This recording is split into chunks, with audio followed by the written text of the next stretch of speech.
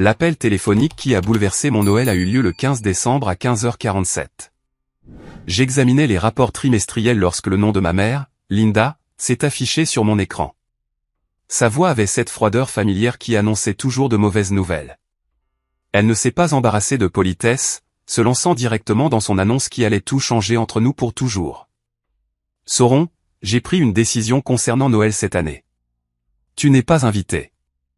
Les mots m'ont fait l'effet d'une douche froide. Tracy ne correspond pas à l'image de la famille, et franchement, je suis fatigué de tes choix de vie décevants. Mon doigt se déplaçait déjà sur l'écran de mon téléphone, accédant à mon application bancaire tandis que je répondais calmement, d'accord. 14 000 $. Renvoyé sur mon compte d'une simple pression. Une autre pression a annulé la réservation au Montana Shale que j'avais faite à son nom. Le rejet de Linda n'aurait pas dû me surprendre, mais la cruauté calculée derrière ce geste me blessait quand même. Ma mère avait toujours été une maîtresse de la manipulation émotionnelle, utilisant sa position de matriarche de la famille pour contrôler chaque réunion de vacances, chaque célébration, chaque moment de joie que nous aurions pu oser vivre sans son approbation explicite. En tant qu'agent immobilier prospère dans notre banlieue aisée du Connecticut, elle avait bâti toute son identité sur le maintien des apparences et la projection d'une image de prospérité sans effort. 3 semaines plus tôt, j'avais envoyé ces 14 000 $ sans hésitation. L'argent était destiné à couvrir la retraite de Noël de notre famille élargie dans un complexe de luxe à Big Sky, Montana. 12 personnes au total bénéficieraient de ma générosité. Linda et mon beau-père Gary, mes frères et sœurs Jake et Emma, avec leurs conjoints et enfants, ainsi que ma grand-mère Ruth et mon oncle Robert. Le forfait comprenait les vols aller-retour depuis Hartford, cette nuit dans un chalet de 4 chambres, tous les repas, la location de matériel de ski et des cadeaux emballés par des professionnels pour les 4 petits-enfants. J'avais choisi le Montana spécifiquement parce que Linda avait mentionné vouloir vivre un Noël blanc à la montagne après des décennies de célébration dans le Connecticut.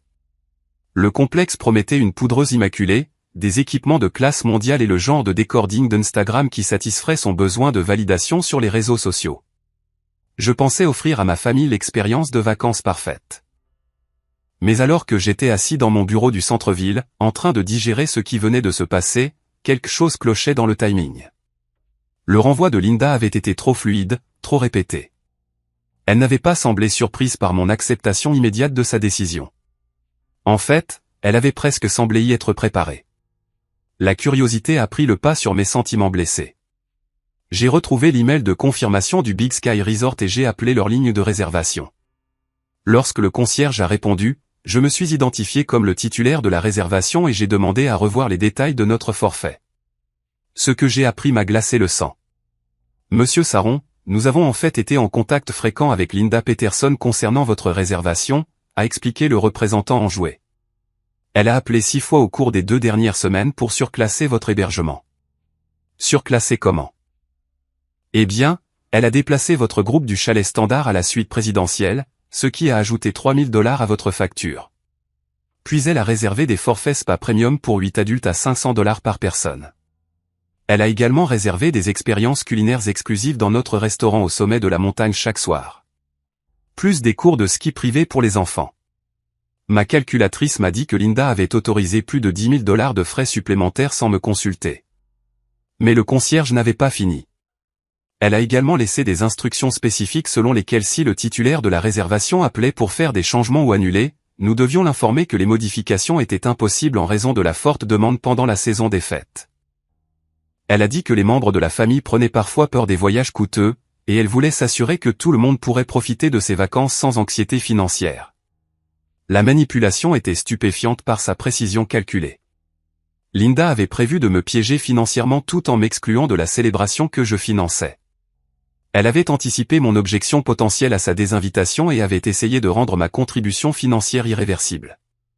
Mais il y avait plus. Madame Peterson s'est également renseignée sur notre forfait du Nouvel An, a poursuivi le concierge. Elle voulait prolonger votre séjour jusqu'au 2 janvier, ce qui aurait ajouté 8 000 $ supplémentaires. Nous lui avons donné le prix, mais elle a dit qu'elle devait d'abord en discuter avec la famille. Linda avait prévu de m'extorquer plus de 30 000 $. Pour une célébration de vacances à laquelle je n'étais pas le bienvenu. Les 14 000 $ que j'avais initialement envoyés n'étaient que la compte de son grand projet. J'ai remercié le représentant et j'ai immédiatement appelé le service de facturation du complexe pour contester les frais non autorisés. Comme j'étais le titulaire du compte et que je n'avais jamais approuvé les surclassements, ils ont accepté d'annuler tout dans les 24 heures. L'annulation de la réservation entière serait traitée le matin. En documentant tout ce que Linda avait tenté, un schéma est devenu clair. Ce n'était pas de la méchanceté spontanée ou même de la simple cupidité. C'était un plan soigneusement orchestré pour m'exploiter financièrement tout en maintenant une dénégation plausible. Elle pouvait prétendre qu'elle essayait simplement de rendre Noël spécial pour tout le monde, tout en me peignant simultanément comme égoïste pour avoir refusé de financer des expériences de luxe dont je ne serais pas autorisé à profiter. Les appels téléphoniques ont commencé dans l'heure qui a suivi la confirmation de l'annulation. Ma sœur Emma a appelé la première, la voix lourde de confusion et de panique à peine contenue. Sauron. Que s'est-il passé? Maman vient d'appeler et a dit que Noël est annulé parce que tu es vindicatif et égoïste. Elle a dit que tu avais retiré le financement par dépit parce que tu as des problèmes relationnels. J'ai expliqué la séquence réelle des événements, la désinvitation de Linda, ma réponse calme et ma décision de retirer le financement d'un événement auquel je n'étais pas invité. Le silence d'Emma s'est étiré, inconfortablement long. Attends, tu n'étais pas invité? Mais maman m'a dit la semaine dernière que tu ne voudrais peut-être pas venir parce que tu traverses une phase difficile avec Tracy. Elle a dit que tu avais besoin de prendre tes distances avec les obligations familiales. Le premier fil de la tromperie de Linda commençait à se dénouer. Emma avait été amenée à croire que je m'éloignais volontairement de la famille, et non que j'étais activement exclu. Elle a aussi dit que tu avais des difficultés financières ces derniers temps, a poursuivi Emma, sa voix se faisant plus petite. Elle a demandé si David et moi pouvions contribuer avec de l'argent supplémentaire pour aider à couvrir les coûts parce que tu ne pourrais peut-être pas te permettre ta contribution habituelle. L'estomac s'est noué. Linda avait préparé le terrain pour son stratagème financier en créant de multiples faux récits à travers le réseau familial. L'appel de Jake est arrivé 30 minutes plus tard et ses révélations étaient encore plus troublantes. Sauron, je dois te dire quelque chose et je me sens très mal à ce sujet, a commencé mon jeune frère. Maman m'a approché il y a 2 semaines. Elle a dit que tu avais des problèmes d'argent mais que tu étais trop fier pour demander de l'aide. Elle s'est demandé si je pouvais discrètement contribuer $5000 au fonds de Noël pour s'assurer que tu ne serais pas embarrassé de ne pas pouvoir te permettre les vacances en famille. La voix de Jake s'est brisée d'émotion alors qu'il continuait. J'ai eu du mal à trouver l'argent. J'allais le prendre temporairement dans le fonds d'études de Tommy, juste jusqu'après Noël. Je pensais aider mon grand frère à sauver la face pendant une période difficile. La profondeur de la manipulation de Linda était stupéfiante. Elle avait convaincu Emma que je me retirais volontairement des activités familiales tout en disant simultanément à Jake que j'étais en difficulté financière. Les 2 frères et sœurs avaient été préparés à contribuer de l'argent supplémentaire pour compenser des problèmes qui n'existaient pas. Il y a plus, dit doucement Jake. Maman a aussi parlé aux enfants. Elle a dit à Tommy et Sarah que l'oncle Sauron pourrait être trop occupé par le travail pour venir à Noël, alors ils ne devaient pas trop espérer. Elle a dit que parfois les adultes doivent faire des choix difficiles et qu'ils devaient être compréhensifs si tu ne pouvais pas venir. Linda avait géré les attentes sur 3 générations, élaborant des explications adaptées à l'âge qui minimiseraient la déception tout en la protégeant de paraître comme la méchante. Les enfants avaient été psychologiquement préparés à mon absence des semaines à l'avance. Jake, je veux que tu comprennes quelque chose, dis-je prudemment. Je n'ai pas de problème financier. Je n'évite pas volontairement Noël. Maman m'a appelé aujourd'hui et m'a explicitement dit que je n'étais pas invité parce que Tracy ne correspond pas à l'image de la famille. Puis elle a raccroché. C'est à ce moment-là que j'ai annulé mon financement. Le silence stupéfait de Jake en disait long. Quand il a finalement répondu, sa voix était tendue de colère contenue. Tu veux dire que maman nous a menti à tous? Elle a collecté de l'argent supplémentaire auprès des membres de la famille pour compenser une crise financière qui n'existe pas tout en prévoyant d'exclure la personne qui finance en fait toutes les vacances. C'est exactement ce que je veux dire. Sauron, si tu n'avais pas annulé la réservation, j'aurais emprunté $5000 du fonds d'études de mon fils pour aider à payer des vacances de luxe auxquelles mon frère n'était même pas autorisé à participer. La prise de conscience nous a frappés tous les 2 simultanément. Linda n'avait pas seulement prévu de m'exclure. Elle s'était positionnée pour collecter de multiples contributions pour la même dépense, empochant la différence tout en paraissant généreuse et attentionnée aux yeux des membres de la famille élargie qui croyaient aider pendant une crise. Emma a rappelé 1 heure plus tard. Sa confusion initiale a été remplacée par une clarté cristalline. J'ai parlé à David de tout ce que tu m'as dit, dit-elle. Nous nous sommes souvenus de quelque chose d'étrange à Thanksgiving. Maman m'a prise à part et a dit qu'elle s'inquiétait pour ta relation avec Tracy. Elle a dit que Tracy semblait manipulatrice et pourrait influencer tes décisions. Elle a suggéré que je devrais être prête à te soutenir émotionnellement si ta relation se terminait mal.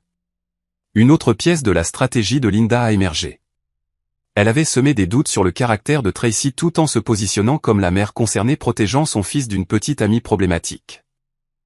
Lorsque la désinvitation de Noël arriverait, les membres de la famille blâmeraient naturellement l'influence de Tracy plutôt que de remettre en question le comportement de Linda. Maman m'a aussi posé des questions bizarres sur Tracy, a poursuivi Emma. Elle voulait savoir ce que Tracy faisait comme travail, combien d'argent elle gagnait probablement, si elle semblait financièrement stable.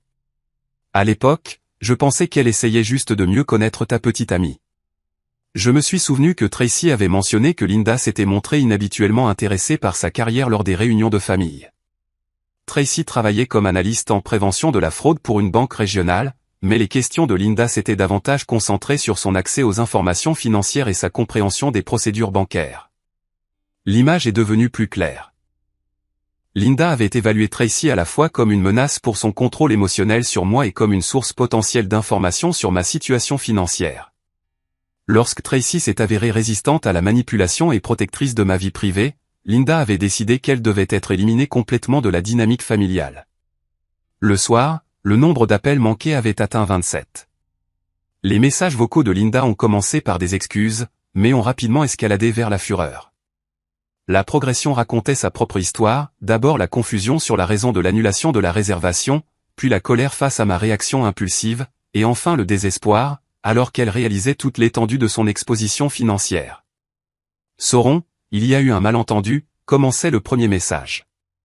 Quand j'ai dit que tu n'étais pas invité, je voulais dire que tu n'étais pas obligé de venir. Si tu ne voulais pas gérer les drames familiaux, je ne voulais pas dire que tu ne pouvais pas venir du tout. Le message numéro 7 est passé à l'accusation, tu es incroyablement égoïste. Sais-tu que tu as ruiné Noël pour tout le monde? Les enfants vont être dévastés. Emma et Jake se démènent pour trouver des plans alternatifs. C'est exactement le genre de comportement irresponsable qui me fait douter de tes prises de décision. Au message 15, le masque était complètement tombé. Tu as toujours été vindicatif quand tu n'obtiens pas ce que tu veux. C'est comme quand tu avais 12 ans et que tu as cassé tes jouets plutôt que de les partager.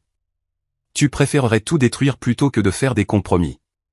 Le message 23 a révélé son désespoir. Je veux que tu me rappelles immédiatement. Il y a des complications financières que tu ne comprends pas. Le complexe a des politiques sur les annulations qui pourraient affecter le crédit de tout le monde. Tu dois régler ça avant que ça n'impacte toute la famille. Quand elle m'a finalement joint directement à 20h30 ce soir-là, la voix de Linda tremblait de rage à peine contenue. Que as-tu fait, Sauron? Comprends-tu les conséquences de ta crise de colère? Je comprends que j'ai retiré le financement pour des vacances auxquelles je n'étais pas invité, ai-je répondu calmement. Cela semble être la réponse logique au fait d'être désinvité de Noël. Tu n'as pas été réellement désinvité. J'essayais de te donner une option pour sauter les obligations familiales si tu voulais te concentrer sur tes problèmes de couple avec Tracy. Tu m'as dit que Tracy ne correspondait pas à l'image de la famille et que tu étais fatigué de mes choix de vie décevants. Ce n'étaient pas des suggestions sur une participation facultative. Le sang-froid de Linda a finalement complètement craqué. Très bien. Tu veux la vérité? Je suis fatigué de tes choix. Tracy est inappropriée pour notre famille. Elle est autoritaire, pose trop de questions et ne comprend pas sa place. J'ai travaillé dur pour maintenir la réputation de notre famille dans cette communauté et je ne laisserai pas une inconnue venue de nulle part compromettre tout ce que j'ai construit. Les sous-entendus classistes avaient toujours été là, mais Linda ne les avait jamais exprimés aussi explicitement. Le crime de Tracy n'était pas son comportement ou son caractère. Son crime était de ne pas venir d'une richesse générationnelle et de ne pas se plier automatiquement à l'autorité sociale de Linda. Mais ça ne veut pas dire que tu devais détruire Noël pour tout le monde, a poursuivi Linda, sa voix s'élevant. Sais-tu ce que le complexe facture pour les annulations de dernière minute? Comprends-tu que les gens ont déjà pris des jours de vacances, organisé la garde des animaux, acheté des vêtements de ski pour les enfants? Je comprends que tu as autorisé $10 000 de surclassement sans ma permission, ai-je répondu. Le concierge m'a parlé de la suite présidentielle, des forfaits spa, des dîners privés, des leçons de ski. Tu prévoyais de dépenser plus de 30 000 $ de mon argent pour des vacances auxquelles je n'étais pas autorisé à participer. Le silence de Linda a duré exactement 4 secondes avant qu'elle ne se lance dans sa confession la plus révélatrice à ce jour. Ces surclassements étaient des investissements dans les souvenirs de famille. Les enfants méritent la meilleure expérience de Noël possible. Je n'allais pas laisser des limitations financières diminuer leurs vacances simplement parce que tu pourrais avoir des problèmes de trésorerie. Je n'ai pas de problème de trésorerie, Linda. Tu as dit aux autres membres de la famille que j'avais des difficultés financières pour leur extorquer des contributions supplémentaires. J'essayais de protéger ta fierté. J'ai qu'à proposer d'aider et je n'allais pas refuser une générosité qui profiterait à tout le monde. Tu as manipulé mon frère pour qu'il emprunte de l'argent sur le fonds d'études de son fils pour payer des luxes qu'il ne peut pas se permettre, basés sur des problèmes financiers qui n'existent pas, tout ce que j'ai fait était pour le bien de la famille. La justification de Linda a révélé le cœur de sa logique tordue. Toute tromperie ou manipulation était acceptable si elle servait sa vision de l'harmonie familiale. Le fait que ces actions créaient un stress financier pour les autres membres de la famille tout en enrichissant sa propre expérience était sans importance. Mais la conversation n'était pas terminée. Puisque tu veux être mesquin à propos de l'argent, laisse-moi t'expliquer ce que ton petit coup m'a coûté personnellement, a dit Linda, sa voix tombant dans un silence dangereux. J'ai signé un contrat de location pour une nouvelle Lexus la semaine dernière. L'acompte devait provenir de l'excédent du fonds de Noël après que toutes les contributions familiales aient été collectées. Maintenant, je fais face à des pénalités pour fonds insuffisants et ma cote de crédit va en prendre un coup. La dernière pièce du stratagème de Linda s'est mise en place. Elle n'avait pas seulement prévu d'empocher la différence entre ce que je fournissais et ce que les membres de la famille contribuaient. Elle avait déjà dépensé de l'argent qu'elle n'avait pas, comptant sur sa capacité à manipuler plusieurs membres de la famille pour financer ses achats personnels. Tu as utilisé l'argent de Noël pour t'acheter une voiture. J'ai utilisé les fonds familiaux excédentaires pour faire un achat qui profiterait à tout le monde. La Lexus a de meilleures côtes de sécurité pour transporter les petits-enfants et elle projette le genre d'image qui rejaillit positivement sur nous tous quand je conduis les enfants aux événements scolaires. La capacité de Linda à recadrer une indulgence personnelle en sacrifice familial était vraiment impressionnante. Elle s'était convaincue que les paiements de voitures de luxe étaient en fait une contribution caritative au bien-être de ses petits-enfants. Voici ce qui va se passer, a-t-elle poursuivi, passant en mode négociation. Tu vas rétablir le financement pour Noël et nous allons prétendre que cette conversation n'a jamais eu lieu. En échange, j'envisagerai de t'autoriser à te joindre à la célébration familiale, à condition que Tracy comprenne qu'elle doit être plus respectueuse des traditions et des hiérarchies familiales. Elle essayait d'acheter mon silence sur sa tentative de fraude financière tout en maintenant son contrôle sur mon argent et ma relation. J'ai activé la fonction d'enregistrement de mon téléphone. Laisse-moi m'assurer que je comprends bien ton offre, Linda. Tu veux que je paie pour des vacances auxquelles je pourrais ou non être autorisé à participer, que je finance un achat de voiture de luxe que je n'ai pas approuvé, et que je convainque ma petite amie d'accepter des abus émotionnels de ta part. En échange du privilège de passer Noël avec des membres de la famille à qui on a dit que j'étais soit en difficulté financière, soit que je les évitais volontairement. Ne sois pas dramatique, Sauron. Je t'offre une chance de réparer ça et d'avancer en tant que famille. Je vais décliner ton offre. La réponse finale de Linda a révélé tout ce que j'avais besoin de savoir sur son caractère. Très bien, mais quand les petits-enfants pleureront le matin de Noël parce qu'ils n'auront pas les vacances magiques qu'on leur a promises, et quand Jake et Emma se démèneront pour trouver des alternatives de dernière minute avec de l'argent qu'ils n'ont pas, et quand toute la famille se souviendra de ce Noël comme celui que tu as détruit par dépit, ne reviens pas en rampant pour demander pardon. Elle a raccroché avant que je puisse répondre, mais sa menace a plané dans l'air. Le dernier coup de Linda était du terrorisme émotionnel, me rendant responsable de la déception et du stress financier de tous les autres, même si ces manipulations avaient créé toute la crise. J'ai sauvegardé l'enregistrement et j'ai commencé à planifier mon prochain coup. Tracy est arrivée à mon appartement 20 minutes après la fin de l'appel de Linda, portant des plats chinois à emporter et arborant l'expression inquiète qui signifiait qu'elle avait réfléchi à des problèmes complexes tout l'après-midi. En tant que ma petite amie depuis 18 mois et analyste en prévention de la fraude à la Hartford National Bank, elle possédait à la fois l'intelligence émotionnelle pour naviguer dans les drames familiaux et les compétences techniques pour détecter la manipulation financière. J'attendais cet appel depuis des semaines, dit-elle en s'installant sur mon canapé avec son ordinateur portable. Ta mère a sondé des informations sur tes finances chaque fois que nous avons interagi. J'ai tout documenté parce que le schéma me semblait familier. Tracy a ouvert une feuille de calcul qui m'a retourné l'estomac. Elle avait suivi les questions de Linda avec la précision méthodique d'une enquêtrice professionnelle, date, demande spécifique et le contexte dans lequel chaque sonde avait eu lieu. Le 3 novembre, au dîner d'anniversaire de Jake, elle a demandé si tu envisageais d'acheter une propriété bientôt et si je pensais que tu pouvais te permettre un acompte. Le 10 novembre, quand elle a aidé Emma à récupérer les enfants au football, elle s'est demandé si je savais combien tu dépensais habituellement pour les cadeaux de Noël parce qu'elle voulait coordonner les niveaux de dépenses familiales. Le 17 novembre, lors de cette réunion gênante autour d'un café sur laquelle elle a insisté, elle a demandé directement si ma banque offrait des conseils en investissement à des clients comme toi. L'interrogatoire avait été bien plus systématique que je ne l'avais réalisé. Linda n'avait pas fait de conversation décontractée, elle menait une reconnaissance financière. Mais voici la partie qui m'a vraiment inquiété, a poursuivi Tracy en affichant l'interface interne de détection de fraude de sa banque. J'ai commencé à surveiller tes comptes après qu'elle ait posé des questions sur ton portefeuille d'investissement. Il y a eu des microtransactions testant tes cartes de crédit depuis des semaines. Elle m'a montré une série de petits frais qui étaient apparus et avaient disparu de mes relevés, 99 centimes à un service de réservation de complexes de luxe, 2,50 $ à un détaillant haut de gamme, 4 $ à une entreprise d'emballage cadeau premium. Chaque frais avait été annulé dans les 24 heures. C'est un schéma classique, a expliqué Tracy. Quelqu'un testait les informations de ta carte pour voir s'il pouvait effectuer de petits débits sans déclencher d'alerte à la fraude. Lorsque les tests ont réussi, il savait qu'il pouvait faire des achats plus importants en utilisant les détails de ton compte. Linda s'était préparée à commettre une véritable fraude à la carte de crédit, pas seulement à manipuler les membres de la famille pour obtenir des contributions volontaires. Les surclassements du complexe de ski n'étaient probablement que le début de ce qu'elle avait prévu de facturer sur mes comptes. Comment a-t-elle obtenu les informations de ma carte? Tu te souviens quand tu as laissé ton portefeuille dans sa voiture après ce dîner de famille en octobre? Elle a dit qu'elle l'apporterait au travail et le déposerait le lendemain. Mais elle l'a gardé toute la nuit. Le souvenir m'a frappé comme un coup physique. Linda avait spécifiquement suggéré que Jake et moi allions ensemble au restaurant ce soir-là, laissant ma voiture chez elle. Quand j'avais oublié mon portefeuille sur son siège passager, elle avait insisté pour le rendre personnellement plutôt que de me laisser le récupérer immédiatement. Elle a photographié tes cartes, a poursuivi Tracy.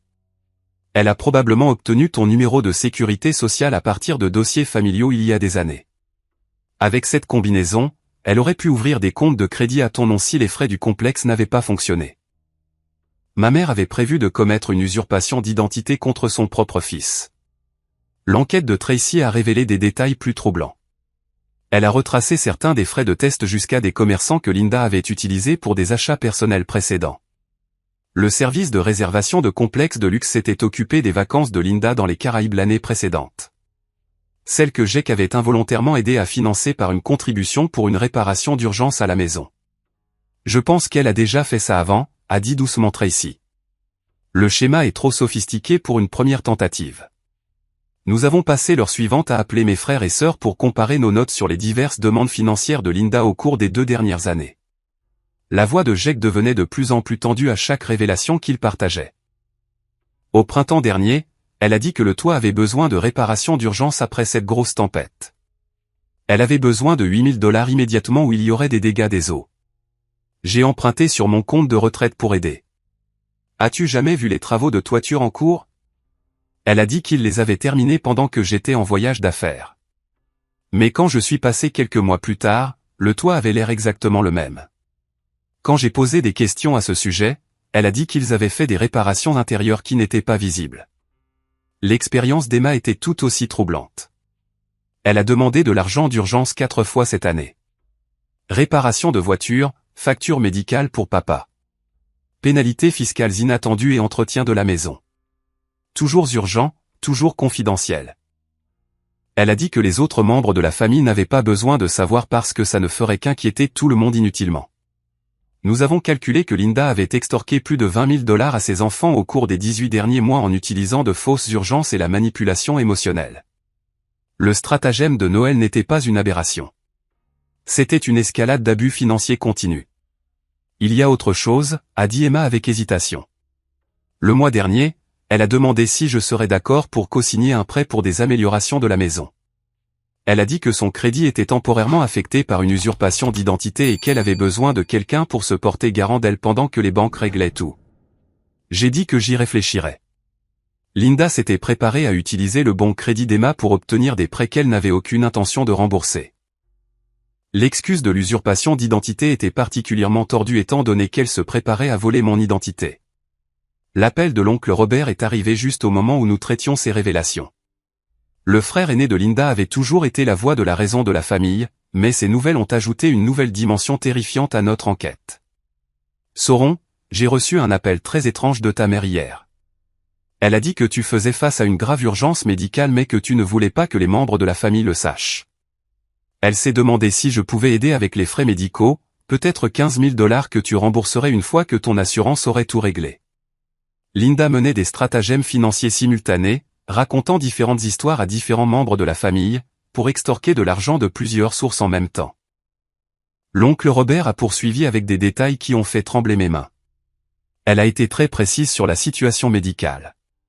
Elle a dit que tu étais trop fier pour demander de l'aide directement, mais que Tracy s'était confiée à elle sur tes difficultés. Elle a fait passer ça pour une situation de vie ou de mort qui nécessitait une intervention financière immédiate. La manipulation était encore plus sophistiquée que nous ne l'avions réalisé. Linda avait utilisé le nom de Tracy pour légitimer de fausses urgences médicales, sachant que l'oncle Robert serait plus susceptible de contribuer s'il croyait que l'information venait de ma petite amie plutôt que de Linda directement. J'allais t'appeler ce soir pour organiser le virement d'argent, a admis l'oncle Robert. Si tu ne m'avais pas appelé, j'aurais envoyé 15 000 $ demain matin pour un traitement médical dont tu n'as apparemment pas besoin. Linda était à quelques heures de réussir à escroquer mon oncle d'assez d'argent pour couvrir la compte de sa voiture et laisser un surplus pour des achats personnels supplémentaires. L'étendue de sa tromperie était stupéfiante, fausse demande d'urgence aux deux frères et sœurs, préparatifs d'usurpation d'identité visant mes comptes, fausse déclaration médicale à des membres de la famille élargie, et le stratagème de Noël conçu pour extorquer des contributions tout en m'excluant de la célébration que je finançais. Mais l'oncle Robert avait une dernière information cruciale. Ta mère a également mentionné qu'elle pourrait avoir besoin de devenir temporairement ta procuration financière pour aider à gérer les frais médicaux et les demandes d'assurance pendant ton traitement. Elle a demandé si je pensais que c'était une bonne idée compte tenu de ton état. Linda avait préparé le terrain pour obtenir le contrôle légal de mes finances en utilisant des urgences médicales fabriquées comme justification pour obtenir des droits de procuration qui lui permettraient d'accéder à mes comptes de manière permanente. Tracy et moi nous sommes regardés en silence, stupéfaits.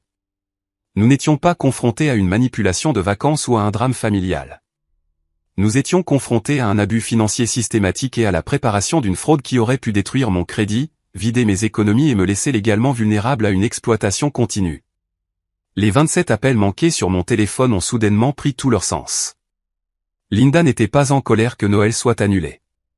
Elle était paniquée parce que son stratagème financier élaboré s'effondrait, et que plusieurs membres de la famille étaient sur le point de découvrir la vérité sur ces demandes d'urgence frauduleuses. À 21h30 ce soir-là, Tracy et moi avions assemblé un dossier complet des tentatives de manipulation financière de Linda.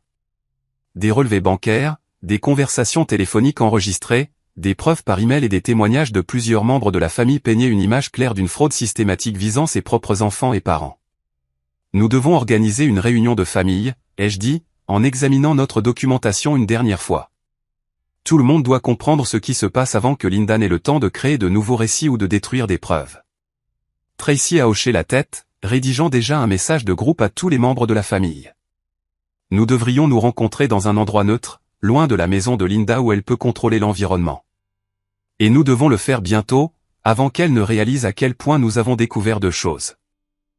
J'ai appelé le Marriott du centre-ville et j'ai réservé leur salle à manger privée pour le 20 décembre, 5 jours avant Noël.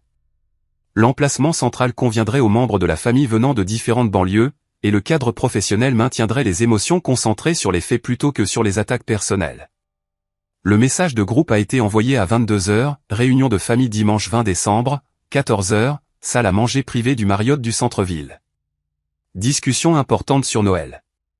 Veuillez confirmer votre présence. Sauron. Jake a répondu immédiatement. Nous serons là. Emma a suivi. David et moi descendrons ensemble. Oncle Robert, hâte de tirer les choses au clair. La réponse de Linda est arrivée 20 minutes plus tard. C'est un drame inutile.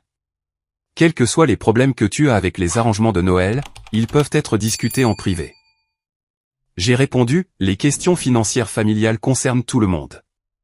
La réunion aura lieu comme prévu. Linda a appelé mon téléphone 30 secondes après l'envoi du message, mais je l'ai laissé aller sur la messagerie vocale.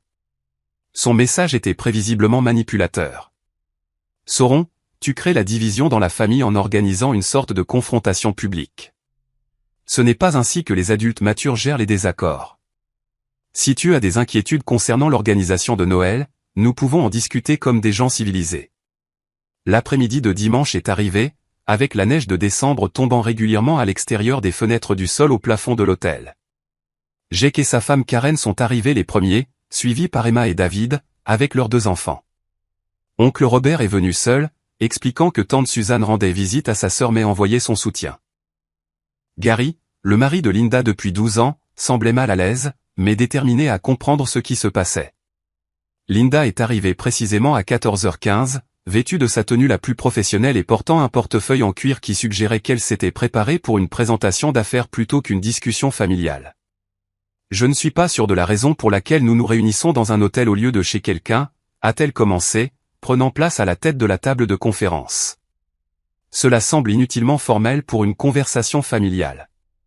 La formalité reflète la gravité des problèmes que nous devons discuter, ai-je répondu, en distribuant des copies imprimées de nos preuves à chaque membre de la famille.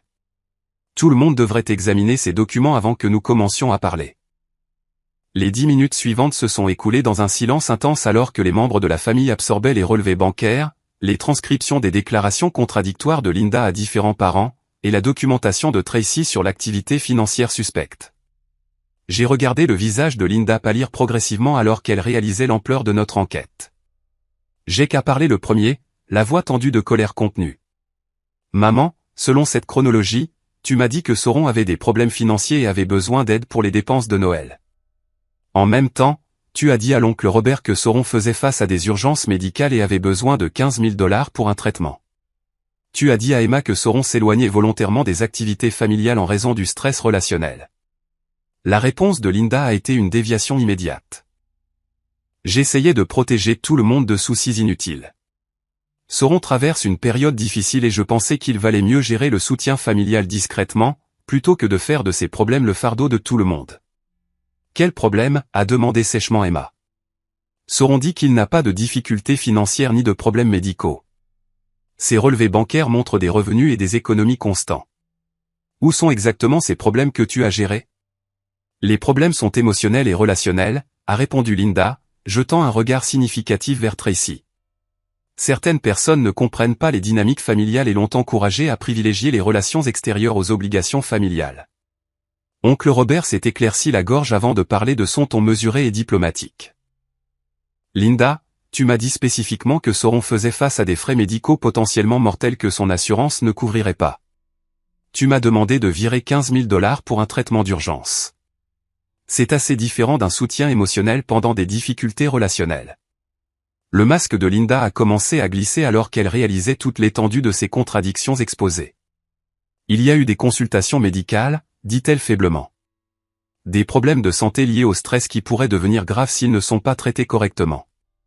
Quelle consultation médicale, a interjeté Tracy, parlant pour la première fois depuis le début de la réunion.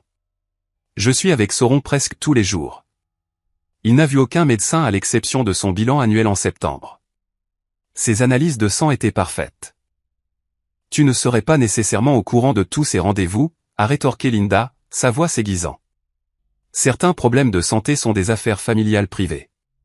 Gary, qui était resté silencieux tout au long de la discussion, a finalement pris la parole. Linda, je vis avec toi.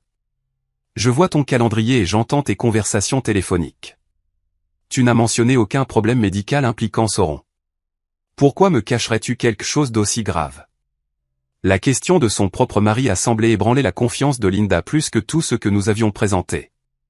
Elle comptait sur le soutien de Gary, mais sa confusion était sincère. Jake a sorti son téléphone et a montré un relevé bancaire à la table. Maman, ça montre que j'ai emprunté 5 000 $ sur le fonds d'études de Tommy la semaine dernière pour contribuer aux dépenses de Noël. Tu m'as dit que Sauron avait besoin d'aide financière, alors j'étais prêt à sacrifier le financement de l'éducation de mon fils pour soutenir mon frère pendant une crise qui n'existe apparemment pas, et j'ai failli co-signer un prêt qui aurait pu détruire mon crédit, a ajouté Emma, sa voix s'élevant. Tu as dit que tu étais victime d'une usurpation d'identité et que tu avais besoin d'une aide temporaire. Maintenant, je découvre que tu prévoyais en fait de voler l'identité de Sauron. Le portefeuille de Linda est tombé, répandant des papiers sur la table de conférence.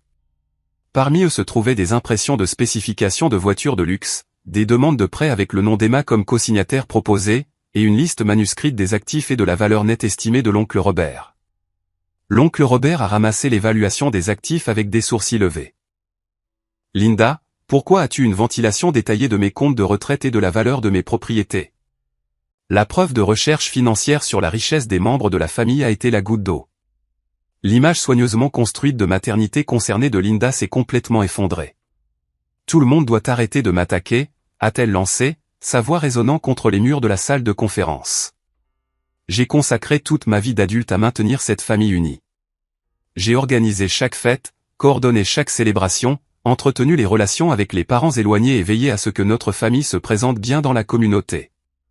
Tout ce que j'ai fait a été pour le bien de tous, y compris les frais non autorisés sur les cartes de crédit de Sauron, a demandé tranquillement Tracy en faisant glisser une impression sur la table. Ces transactions de test montrent que quelqu'un se préparait à faire de gros achats en utilisant les informations de son compte. Linda a regardé les preuves financières pendant un long moment avant de se lancer dans sa confession la plus révélatrice à ce jour. Très bien, vous voulez une honnêteté totale. Je subventionne le style de vie de cette famille depuis des années. Pensez-vous que les célébrations de vacances s'organisent toutes seules? Pensez-vous que les cadeaux parfaits apparaissent simplement? Pensez-vous que le maintien des relations sociales dans notre communauté se fait automatiquement? Sa voix s'est élevée à chaque question rhétorique. Je dépense constamment mon propre argent pour les dépenses familiales. J'utilise mes cartes de crédit pour les achats de cadeaux, l'organisation d'événements et les obligations sociales qui vous profitent à tous. Quand je récupère occasionnellement une partie de ces dépenses grâce aux contributions familiales, ce n'est pas du vol. C'est un remboursement pour services rendus. Karen, la femme de Jake, qui parlait rarement lors des discussions familiales, a levé les yeux de la pile de preuves. Linda, selon ses relevés bancaires, tu as collecté plus de 30 000 $ en contributions d'urgence auprès des membres de la famille cette année. Même si tu en as dépensé une partie pour les activités familiales, où est passé le reste? La pause de Linda s'est étirée, inconfortablement longue, avant qu'elle ne réponde. J'ai fait des investissements dans l'avenir de notre famille. La nouvelle voiture améliore la sécurité lorsque je transporte les petits-enfants. Les améliorations de la maison augmentent la valeur de la propriété qui profitera éventuellement à l'héritage de tout le monde. Les améliorations du style de vie garantissent que nous maintenons notre statut social dans la communauté. Quel héritage? A demandé sèchement l'oncle Robert. Linda, tu ne possèdes pas la maison dans laquelle tu vis. C'est Gary qui la possède. Tu n'as pas d'actifs significatifs à léguer à qui que ce soit. Dans quoi investis-tu exactement? La question a révélé une autre couche de l'auto-illusion de Linda. Elle avait dépensé l'argent des autres pour des luxes personnels tout en se convainquant qu'elle faisait des investissements familiaux. Emma s'est levée de la table, ramassant son sac à main avec des mains tremblantes. Je ne peux plus écouter ça. Maman, tu m'as manipulé pour que je détruise presque mon crédit pour financer l'achat de ta voiture. Tu as convaincu Jake d'emprunter sur l'éducation de son fils pour payer des luxes que nous ne pouvons pas nous permettre. Tu prévoyais de voler 15 000 $ à l'oncle Robert en utilisant de fausses urgences médicales. Tout ce que j'ai fait était motivé par l'amour pour cette famille, a protesté Linda, mais sa voix manquait de conviction. L'amour n'implique pas la fraude, a dit fermement Jake. L'amour ne manipule pas les enfants pour les mettre en difficulté financière. L'amour ne crée pas de fausses urgences médicales pour voler de l'argent à des parents âgés. Linda a rassemblé ses papiers éparpillés et s'est levée pour partir, mais pas avant de livrer sa dernière tentative de manipulation émotionnelle. Très bien. Si c'est ainsi que tout le monde veut se souvenir de la personne qui a maintenu cette famille unie pendant 30 ans, qu'il en soit ainsi. Mais ne venez pas pleurer chez moi quand vous réaliserez à quel point il faut travailler pour maintenir les relations familiales sans quelqu'un pour tout coordonner. N'attendez pas de moi que je continue à organiser les vacances, à me souvenir des anniversaires ou à faciliter la communication entre des parents qui ne prennent pas la peine de rester en contact par eux-mêmes. Elle s'est dirigée d'un pas furieux vers la porte, puis s'est retourné pour une dernière menace. Et n'attendez pas de moi que j'entretienne des relations avec des petits-enfants qui sont empoisonnés contre leur grand-mère par des parents qui ne comprennent pas la loyauté familiale. La porte a claqué derrière elle, nous laissant dans un silence stupéfait. L'oncle Robert a rompu le silence avec un profond soupir. Eh bien, ça faisait 30 ans que ça devait arriver. Gary est resté assis, regardant la pile de preuves avec un choc évident. Je n'en avais aucune idée, dit-il doucement. Elle gère toutes nos finances. Elle m'a dit que la nouvelle voiture était un cadeau de son année réussie dans l'immobilier. Elle a dit que les améliorations de la maison étaient financées par une commission bonus. Je n'ai jamais rien remis en question. La réunion s'est poursuivie pendant une autre heure alors que nous travaillions sur les implications pratiques. L'oncle Robert a accepté de déposer une plainte à la police concernant la tentative de fraude médicale. Jake et Emma contacteraient leur banque pour s'assurer que Linda ne pourrait pas accéder à leur compte. Tracy a proposé d'aider tout le monde à examiner leur rapport de crédit pour détecter toute activité non autorisée. Mais surtout, nous devions décider quoi faire pour Noël. Les enfants s'attendent à une célébration, a dit tristement Emma. Ils planifient leur tenue et parlent de ski depuis des semaines. Comment leur expliquer que Noël a été annulé parce que leur grand-mère a essayé de voler de l'argent à la famille? C'est alors que j'ai surpris tout le monde, y compris moi-même, avec une idée qui allait changer notre dynamique familiale pour toujours. Et si nous n'annulions pas Noël? Ai-je dit, en voyant l'espoir vaciller sur les visages des enfants. Et si nous le célébrions simplement différemment? Tracy m'a serré la main sous la table de conférence, et je pouvais voir l'approbation dans ses yeux. Nous avions discuté de cette possibilité lors de notre enquête, mais m'entendre l'exprimer à voix haute rendait l'idée réelle et réalisable. Le budget initial était de 14 000 $, ai-je poursuivi.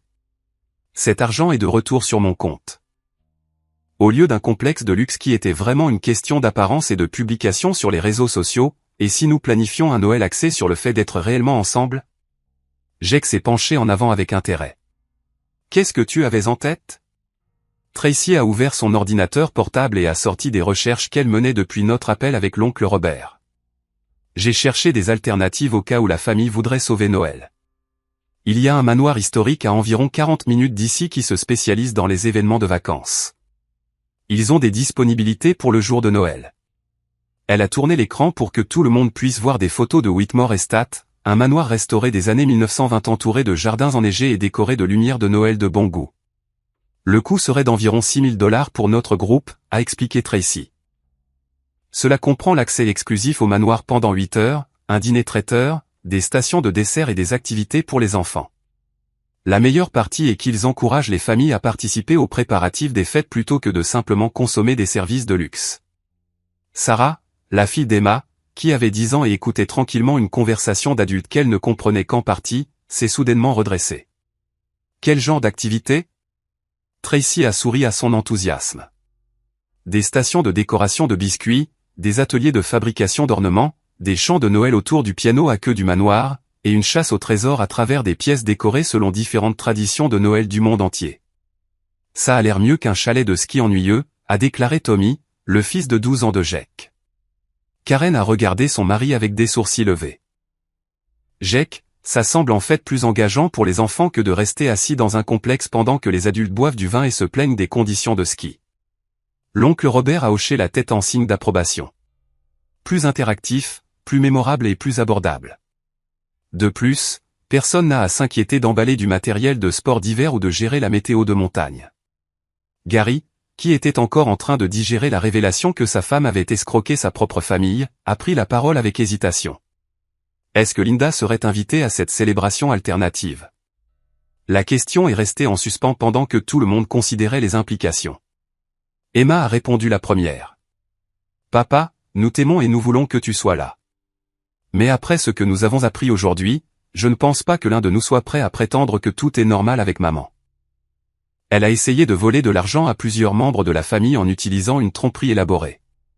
Ce n'est pas quelque chose que nous pouvons ignorer au nom de l'harmonie des fêtes.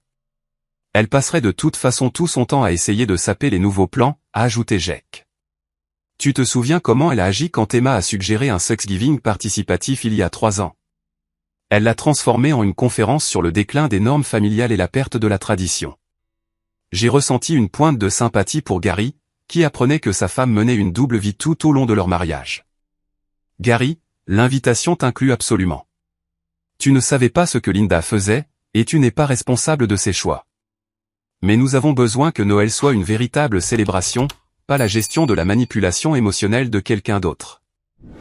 Tracy a continué à faire défiler les offres de Whitmore Estate. Ils ont aussi des hébergements si quelqu'un veut rester pour la nuit. Pas des suites de luxe, mais des chambres d'hôtes confortables dans l'allée du manoir. Ce serait en fait plus comme une soirée pyjama en famille qu'une expérience de complexe formel. L'excitation des enfants devenait contagieuse.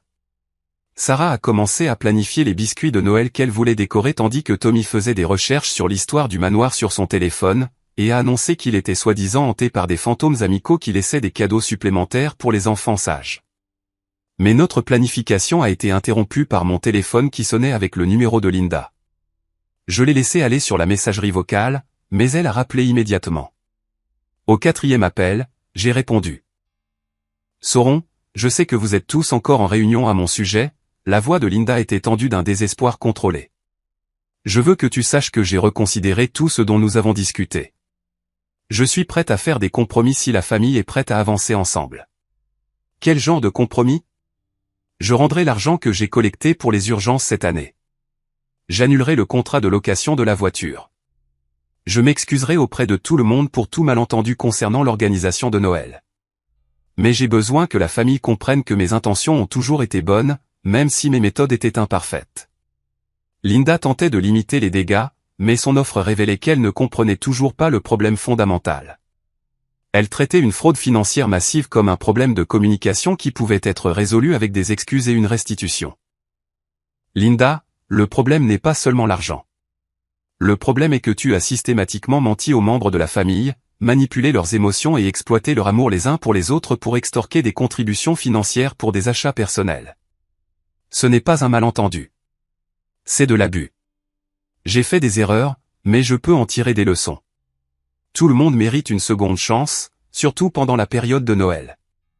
J'ai regardé autour de la table de conférence les membres de la famille qui suivaient ma partie de la conversation avec un vif intérêt. Leur visage montrait un mélange de curiosité, d'inquiétude et d'épuisement. Linda, nous avons décidé d'aller de l'avant avec des plans de Noël qui ne t'incluent pas. Nous allons célébrer en famille, mais pas avec quelqu'un qui a escroqué des membres de sa famille. Sa réponse a été immédiate et prévisible. Si vous m'excluez de Noël, vous m'exclurez de la famille de façon permanente. Je ne tolérerai pas d'être traité comme une criminelle par mes propres enfants. Vous regretterez cette décision quand vous réaliserez à quel point je contribue à la cohésion familiale. Nous sommes prêts à accepter ces conséquences. La voix de Linda est passée au pur venin. Très bien, mais n'attendez pas de moi que j'entretienne des relations avec des petits-enfants dont les parents leur apprennent à manquer de respect à leur grand-mère, et n'attendez pas de moi que je vous inclue dans ma planification successorale à l'avenir. La menace concernant les petits-enfants était particulièrement cruelle, utilisant des enfants innocents comme des armes dans sa campagne de manipulation, mais la menace de la planification successorale était presque risible étant donné que l'oncle Robert venait de souligner le manque d'actifs significatif de Linda. Nous comprenons ta position, ai-je répondu calmement. Notre célébration de Noël se déroulera comme prévu. Linda a raccroché sans dire au revoir, mais sa tentative de terrorisme émotionnel avait échoué. Si quoi que ce soit, ces menaces ont renforcé la décision de tout le monde d'avancer sans son influence toxique. Tracy avait tapé pendant que je parlais et elle a tourné l'écran de son ordinateur portable vers le groupe. Je viens de réserver Whitmore Estate pour le jour de Noël. Accès toute la journée, dîner traiteur, station d'activité et 4 chambres d'hôtes pour quiconque veut rester pour la nuit. Emma a applaudi. Les enfants vont adorer ça tellement plus que de rester assis dans un chalet de ski. Nous pouvons réellement participer à Noël au lieu de simplement regarder des divertissements coûteux. Jake a sorti son portefeuille. Sauron, tu as déjà payé pour un Noël qui a été gâché. Laisse-moi couvrir le coût de celui-ci. Jake, tu allais emprunter de l'argent sur le fonds d'études de Tommy pour aider avec des dépenses que tu ne pouvais pas te permettre. Je ne te laisserai pas dépenser de l'argent que tu n'as pas, mais tu ne devrais pas avoir à tout payer à nouveau. L'oncle Robert est intervenu avec une solution pratique. Pourquoi ne pas diviser le coût entre les adultes? 6 000 $ divisé par 5 couples, c'est 1200 $ chacun. C'est gérable pour tout le monde et cela en fait une célébration vraiment collaborative. Gary a semblé soulagé d'avoir un moyen concret de contribuer. J'aimerais aussi payer la part de Linda si c'est acceptable. Je me sens responsable de ne pas avoir reconnu ce qu'elle faisait plus tôt. L'arrangement financier semblait juste, coûts partagés, planification partagée, responsabilité partagée pour créer des souvenirs familiaux significatifs. Aucune personne ne contrôlait l'expérience ou n'extorquait des profits cachés de contributions généreuses. Tracy a commencé à coordonner la logistique tandis que les enfants planifiaient leurs activités de Noël avec un enthousiasme croissant. Sarah voulait organiser des spectacles de chants de Noël pour les adultes. Tommy s'est porté volontaire pour faire des recherches sur les histoires de fantômes du manoir pour divertir les jeunes cousins. Même Gary semblait plus détendu alors qu'il discutait des arrangements de transport avec l'oncle Robert. Mais notre session de planification a été interrompue une fois de plus par un visiteur inattendu. Le coordinateur des événements de l'hôtel est apparu à la porte de notre salle de conférence avec une expression perplexe. « Excusez-moi, mais il y a une femme à la réception qui demande à parler à votre groupe. Elle dit qu'elle a été exclue d'une réunion de famille et insiste pour se joindre à votre discussion. Elle est assez agitée et menace d'appeler la sécurité de l'hôtel si nous ne lui permettons pas d'accéder. » Linda avait d'une manière ou d'une autre découvert le lieu de notre réunion et tentait de forcer son retour dans la dynamique familiale par l'embarras public et les menaces. Emma a soupiré profondément. Nous devrions probablement gérer ça avant qu'elle ne crée une scène dans le hall.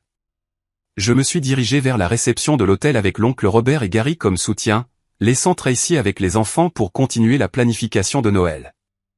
Linda faisait les 100 pas près du poste de concierge, vêtue d'une tenue différente de celle qu'elle portait à notre réunion précédente et portant une enveloppe manille qui suggérait qu'elle avait préparé de nouveaux matériaux pour la négociation. Sauron, j'ai besoin de 5 minutes pour expliquer quelque chose qui changera la perspective de tout le monde sur cette situation, a-t-elle dit en s'approchant avec un calme forcé. Linda, tu as eu de multiples occasions de t'expliquer. La réunion est terminée. Il s'agit de Noël et j'ai des informations qui affectent les plans de vacances de tout le monde. Contre mon meilleur jugement, j'ai accepté de l'écouter dans le hall latéral de l'hôtel, loin des autres clients, mais toujours dans un espace public qui découragerait les explosions émotionnelles. Linda a ouvert son enveloppe et a sorti une liasse de documents juridiques. J'ai consulté un avocat sur les questions financières familiales, a-t-elle annoncé. Ces documents établissent mes droits légaux concernant la planification de Noël et la coordination des événements familiaux. J'ai parcouru rapidement les papiers et j'ai réalisé qu'il s'agissait de conseils juridiques génériques sur la planification successorale et les différends familiaux, rien de spécifique à notre situation. Linda utilisait des documents d'apparence officielle pour créer l'illusion d'une autorité légale. Linda, ces papiers n'établissent aucun droit de contrôler les célébrations de Noël ou d'accéder à l'argent des autres. Ils établissent que j'ai des intérêts légitimes à maintenir les relations familiales et à protéger mon rôle de matriarche de la famille. Si je suis exclu de Noël, j'ai des motifs pour engager des recours légaux. La menace était vide de sens, mais révélait le désespoir de Linda de reprendre le contrôle de la dynamique familiale. Elle se raccrochait à tout levier possible, même une autorité légale fabriquée. Vos recours légaux ne l'emportent pas sur le droit des autres de choisir avec qui ils passent les vacances, a dit fermement l'oncle Robert. Et il ne justifie certainement pas la fraude financière contre les membres de la famille.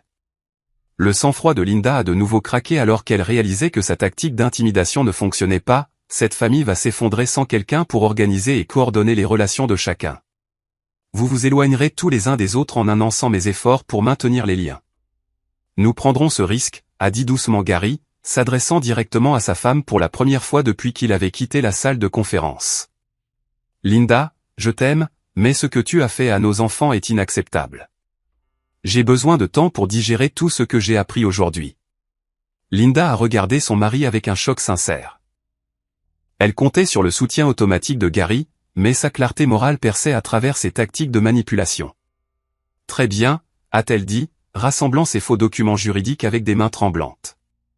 Mais quand cette famille se désintégrera parce que personne d'autre n'est prêt à faire le travail de maintenir les relations, ne me blâmez pas pour les conséquences. Elle s'est dirigée vers la sortie de l'hôtel, puis s'est retournée pour une dernière tentative de contrôle. Je passerai Noël chez ma sœur en Floride. Quand vous réaliserez tous que votre célébration de Noël d'amateur ne peut pas remplacer les expériences de qualité que je fournis depuis des décennies, vous apprécierez ce que vous avez perdu. Linda a quitté le hall de l'hôtel pour la deuxième fois ce jour-là, et cette fois, personne n'a essayé de la rappeler. Nous sommes retournés dans la salle de conférence pour trouver Tracy en train d'apprendre aux enfants comment plier des serviettes en forme de sapin de Noël, tandis qu'Emma cherchait des techniques de décoration de biscuits sur son téléphone. Le contraste entre le drame toxique de Linda et le véritable lien familial qui se produisait dans notre session de planification improvisée était frappant. « Est-ce que grand-mère Linda vient à Noël ?» a demandé innocemment Sarah quand nous nous sommes rassis. Emma a échangé des regards avec Jake avant de répondre prudemment. Grand-mère Linda va rendre visite à sa sœur en Floride pour Noël. Nous allons avoir un genre de célébration différent cette année, juste avec les gens qui sont ici en ce moment. Y aura-t-il quand même des cadeaux? Absolument, a confirmé l'oncle Robert. En fait, nous allons faire quelque chose de spécial où chacun choisira un cadeau pour quelqu'un d'autre et nous regarderons tous les autres ouvrir leurs cadeaux ensemble. Tommy a levé les yeux de son téléphone où il avait fait des recherches sur les traditions de Noël de Whitmore Estate. Cet endroit a un sapin de Noël de 4 mètres dans le hall principal et il laisse les familles ajouter leurs propres ornements pendant leur visite. Pouvons-nous faire des ornements pour le sapin? C'est exactement le genre de choses que nous ferons, a confirmé Tracy, lui montrant des photos de précédentes célébrations familiales au manoir. L'excitation des enfants était complètement sincère, axée sur les activités et les expériences plutôt que sur des cadeaux coûteux ou des hébergements de luxe. Leur enthousiasme m'a convaincu que nous étions en train de créer quelque chose de mieux que la vision de la perfection de Noël de Linda. Mais notre célébration de Noël alternative allait faire face à un dernier défi inattendu qui mettrait à l'épreuve l'unité retrouvée de notre famille. Le jour de Noël à Whitmore Estate a dépassé toutes les attentes que nous avions fixées lors de notre session de planification. Le grand hall d'entrée du manoir nous a accueillis avec le sapin de 4 mètres promis, ses branches lourdes d'ornements anciens et de lumières scintillantes qui projetaient des ombres chaudes sur les parquets polis. Les enfants ont immédiatement gravité vers le poste de fabrication d'ornements, où ils pouvaient concevoir des décorations personnalisées en utilisant des matériaux allant des paillettes et rubans traditionnels à l'argile polymère moderne. Tracy s'était coordonné avec le personnel événementiel du domaine pour s'assurer que notre célébration honorait à la fois les préférences individuelles et la participation collective. Le dîner traiteur comprenait des plats de fête traditionnels ainsi que des options pour les restrictions alimentaires de Gary et la préférence de l'oncle Robert pour des mets plus légers. Plus important encore, chaque activité encourageait l'interaction familiale plutôt que la consommation passive de divertissement. Le spectacle de chant de Noël de Sarah est devenu le point culminant de notre après-midi. Elle avait recruté Tommy comme accompagnateur réticent sur le piano à queue restaurée du manoir et ensemble, ils ont mené la famille à travers un pot-pourri de chants de Noël qui a fait rire tout le monde de notre incapacité collective à nous souvenir des paroles complètes.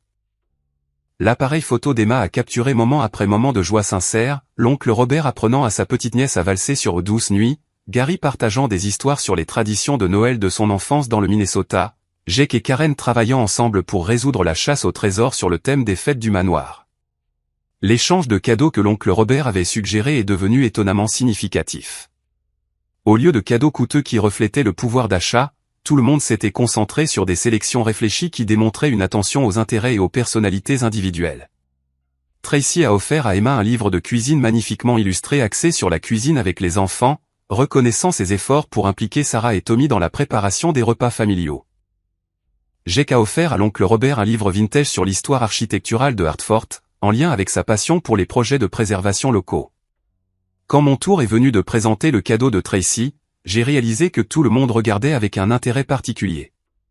Notre relation avait été au centre de la manipulation de Noël de Linda et les membres de la famille étaient curieux de savoir comment notre dynamique évoluerait sans son ingérence. J'avais choisi une photo encadrée de Tracy avec les enfants de la célébration de l'anniversaire de Jake en novembre, la dernière réunion de famille avant que le comportement de Linda n'escalade vers des tentatives de fraude pure et simple. Sur la photo, Tracy aidait Tommy avec un tour de cartes tandis que Sarah lui tressait les cheveux, les deux enfants complètement à l'aise avec quelqu'un que Linda avait prétendu être inapproprié pour l'inclusion familiale. Ceci représente l'avenir que je veux pour nous, ai-je dit en tendant le cadre à Tracy. Une famille qui accueille les gens en fonction de leur caractère, plutôt que de leur capacité à se soumettre au contrôle de quelqu'un d'autre. Les yeux de Tracy se sont remplis de larmes alors qu'elle étudiait la photo. Je ne me suis jamais senti aussi accepté nulle part qu'avec vous tous, a-t-elle dit, regardant autour de la pièce des visages qui reflétaient une chaleur sincère plutôt qu'une obligation sociale. Mais notre célébration a été interrompue à 16h30 par une arrivée inattendue qui allait devenir le test final des nouvelles dynamiques de notre famille. Le coordinateur des événements du domaine est apparu à l'entrée principale du manoir avec une expression d'excuse. « Je suis désolé d'interrompre votre célébration, mais il y a une femme dehors qui prétend faire partie de votre groupe. » Elle insiste beaucoup sur le fait qu'elle a sa place à votre rassemblement de Noël. À travers les fenêtres avant du manoir, nous pouvions voir Linda faire les 100 pas à côté d'un taxi, vêtue d'un élégant manteau rouge et portant ce qui semblait être des cadeaux emballés. Elle était revenue de l'aéroport après avoir commencé son voyage en Floride, abandonnant le Noël de sa sœur pour faire une dernière tentative de s'insérer dans notre célébration. Devrions-nous appeler la police ? A demandé doucement Emma, se rapprochant instinctivement de ses enfants. Laissez-moi m'en occuper, ai-je dit en me dirigeant vers la porte d'entrée avec Tracy et l'oncle Robert comme soutien. Linda s'est approchée de nous avec un sourire cassant qui n'atteignait pas ses yeux. Surprise, j'ai décidé que Noël devait être passé en famille après tout.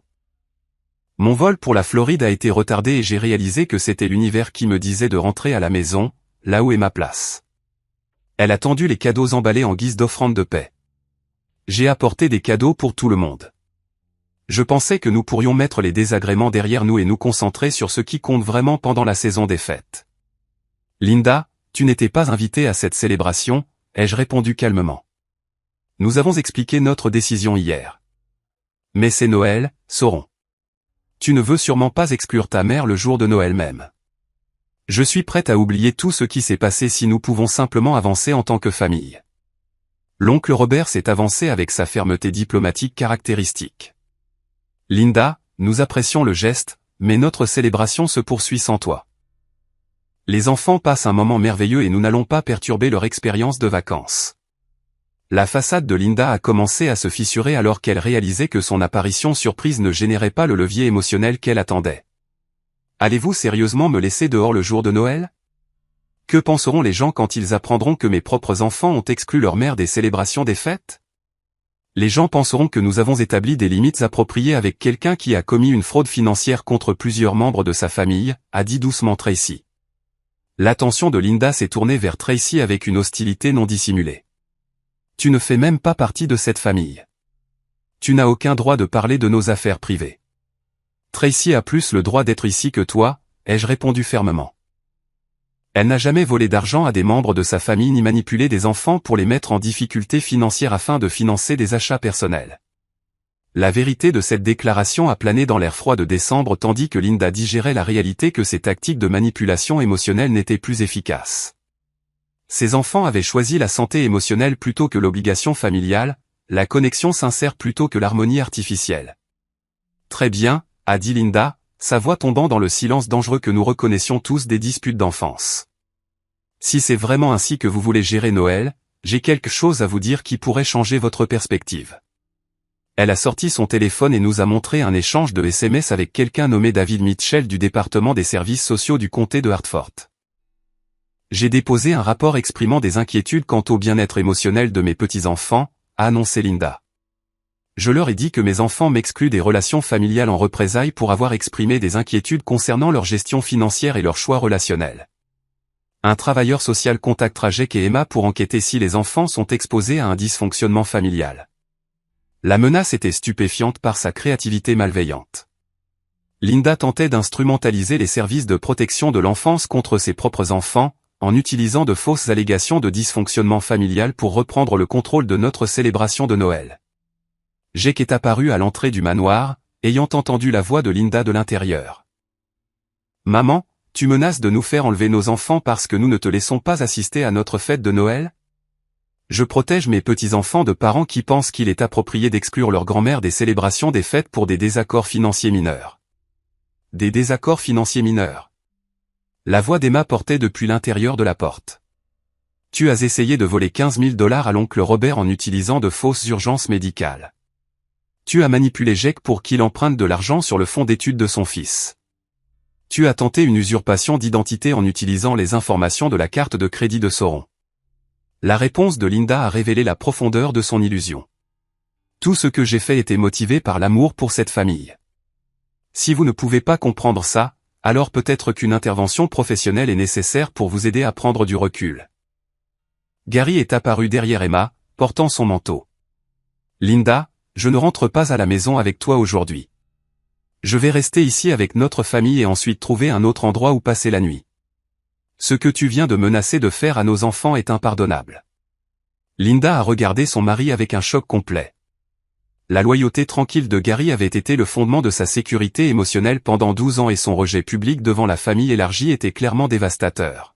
« Gary, tu ne comprends pas toute la situation », a-t-elle plaidé, sa voix perdant son autorité contrôlée pour la première fois. « Je comprends que ma femme vient de menacer de déposer de faux rapports aux services sociaux pour manipuler nos enfants afin qu'ils se soumettent à des abus émotionnels. Je comprends que tu voles de l'argent à des gens que nous aimons depuis des mois. Je comprends que j'ai été marié à quelqu'un dont le comportement me semble moralement répréhensible. » La clarté morale de Gary a percé la manipulation de Linda plus efficacement que n'importe quel argument que nous aurions pu avancer. Son rejet portait le poids de quelqu'un qui avait cru en ses intentions fondamentalement bonnes jusqu'à ce que les preuves deviennent accablantes. Linda est restée dans l'allée circulaire du manoir pendant de longs moments, serrant ses cadeaux emballés tout en digérant l'effondrement complet de son autorité familiale. Quand elle a finalement parlé, sa voix était à peine audible. « Vous regretterez cette décision, vous tous. Quand cette famille s'effondrera parce que personne d'autre n'est prêt à faire le travail de maintenir les relations, vous vous souviendrez de cette conversation. » Elle est retournée vers le taxi qui attendait sans un autre mot, laissant ses cadeaux de Noël éparpillés sur le sol derrière elle. Nous sommes retournés à la chaleur du manoir où les enfants décoraient des maisons en pain d'épices et n'avaient apparemment pas remarqué le drame des adultes qui se déroulait à l'extérieur. Sarah a levé les yeux de son projet architectural avec une curiosité innocente. « Était-ce la voix de grand-mère Linda que j'ai entendue ? Elle est passée dire joyeux Noël en route pour rendre visite à sa sœur, » a répondu Emma en douceur. Elle voulait que tout le monde passe une merveilleuse célébration. A-t-elle aimé notre fête de Noël ? Elle a trouvé que ça avait l'air très spécial, a confirmé Jake, se réinstallant dans le rythme confortable de la célébration familiale que l'apparition de Linda avait temporairement perturbé. Le reste de notre journée de Noël s'est déroulé avec la joie paisible qui manquait aux réunions de famille depuis des années. Sans le besoin de Linda de contrôler chaque détail, de gérer chaque conversation et d'orchestrer chaque interaction, les membres de la famille se sont naturellement connectés les uns aux autres sur la base d'un intérêt et d'une affection sincère. L'oncle Robert a appris aux enfants des jeux de cartes que son père avait ramenés d'Irlande. Gary a partagé des histoires sur son travail de bibliothécaire, suscitant l'intérêt de Tommy pour l'histoire locale tout en encourageant l'amour de la lecture de Sarah. Tracy a coordonné un concours de décoration de biscuits qui a fait rire tout le monde de leurs limitations artistiques tout en créant des chefs-d'œuvre comestibles à emporter à la maison. Alors que le soir approchait et que nous nous réunissions dans le salon du manoir pour un chocolat chaud et l'ouverture finale des cadeaux, j'ai réalisé que Linda s'était trompée sur son rôle essentiel dans les relations familiales. Sans sa gestion constante et sa manipulation émotionnelle, nous avions découvert que nous apprécions réellement la compagnie les uns des autres. Nous avions appris que les célébrations significatives ne nécessitent pas de lieu coûteux ou une coordination parfaite. Elles nécessitent de l'honnêteté, un respect mutuel et un soin sincère pour le bien-être de chacun. Les enfants se sont endormis pendant notre retour à la maison, épuisés par une journée d'activité et d'engagement sincère. La main de Tracy a trouvé la mienne alors que nous suivions la voiture de Jake et Emma à travers les rues calmes de Hartford un soir de Noël. « Eh bien, merci de m'avoir incluse dans votre famille », a-t-elle dit doucement. « Merci de m'avoir aidé à comprendre ce que la famille devrait réellement ressentir », ai-je répondu. 3 semaines plus tard, le rapport des services sociaux de Linda a été enquêté et rejeté lorsque les entretiens avec les membres de la famille ont révélé un schéma de manipulation financière et d'abus émotionnels de la part de la plaignante elle-même. Le travailleur social qui a mené l'enquête a en fait recommandé que Jake et Emma documentent le comportement de Linda pour d'éventuelles futures ordonnances de protection. La sœur de Linda a appelé en février pour nous faire savoir que Linda était retournée en Floride de façon permanente, affirmant que sa famille du Connecticut avait choisi les préoccupations matérielles plutôt que les liens émotionnels. Nous avions appris par Gary que Linda avait été forcée de déclarer faillite après que ses achats non autorisés et ses demandes de prêts frauduleuses aient rattrapé ses finances. Gary a demandé le divorce en mars, invoquant des différences irréconciliables liées à la malhonnêteté financière et à la manipulation émotionnelle. Il a déménagé dans un petit appartement près de la bibliothèque où il travaillait et est devenu une présence régulière aux réunions de famille, enfin libre de développer des relations authentiques avec ses beaux-enfants sans l'influence contrôlante de Linda. Tracy et moi nous sommes fiancés en juin avec une demande en mariage qui a eu lieu lors de notre 2e session annuelle de planification de Noël alternative. À ce moment-là, nos nouvelles traditions de vacances étaient devenues si significatives que les membres de la famille attendaient déjà avec impatience la célébration de décembre à Whitmore Estate. La profonde leçon de vie qui a émergé de notre crise de Noël était la suivante: protéger votre bien-être émotionnel et établir des limites appropriées n'est ni égoïste ni cruel, même lorsque les gens essaient de vous punir pour avoir refusé de permettre leur comportement destructeur. Parfois, le plus grand cadeau que vous puissiez offrir à votre famille est le courage de dire non à la manipulation, à la fraude et à l'abus émotionnel. La véritable connexion familiale est construite sur l'honnêteté, le respect mutuel et un soin sincère pour le bien-être de chacun. Elle ne peut être achetée avec des célébrations coûteuses ni maintenue par un contrôle financier. Elle exige la volonté de privilégier le caractère plutôt que la commodité, la vérité plutôt que la tradition, et la santé émotionnelle plutôt que les attentes sociales. Lorsque nous avons cessé de permettre à Linda d'instrumentaliser notre amour les uns pour les autres contre nous, nous avons découvert que nos liens familiaux étaient en fait beaucoup plus forts que nous ne l'avions réalisé. Nous avons appris que des vacances significatives ne nécessitent pas une coordination parfaite ou des lieux coûteux. Elles nécessitent des personnes qui choisissent de se traiter mutuellement avec gentillesse, honnêteté et respect. Notre tradition de Noël alternative se poursuit aujourd'hui, 5 ans plus tard.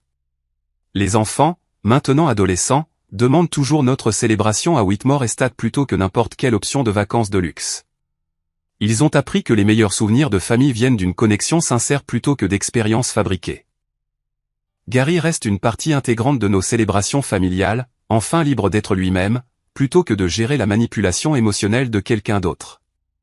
L'oncle Robert est devenu notre historien familial non officiel, documentant nos nouvelles traditions et s'assurant que les générations futures comprennent l'importance de choisir la santé émotionnelle plutôt que la loyauté familiale obligatoire. Tracy et moi co-coordonnons maintenant les célébrations familiales avec la participation de tous, prenant les décisions par discussion démocratique plutôt que par contrôle autoritaire. Aucune personne ne gère les finances familiales ou ne dicte les paramètres de la célébration. Plus important encore, nous avons appris que dire non à la manipulation n'est pas égoïste. C'est nécessaire pour construire des relations basées sur un soin sincère plutôt que sur un levier financier ou un chantage émotionnel. Le Noël qui a commencé par l'exclusion et la trahison est devenu le fondement des dynamiques familiales les plus saines que nous ayons jamais connues. Parfois, le meilleur cadeau que vous puissiez offrir aux personnes que vous aimez est le refus de participer à un comportement qui diminue toutes les personnes impliquées. Que feriez-vous si quelqu'un essayait de vous exclure d'une célébration que vous financiez ? Avez-vous déjà dû choisir entre l'obligation familiale et votre propre bien-être émotionnel ? J'adorerais lire vos réflexions dans les commentaires ci-dessous.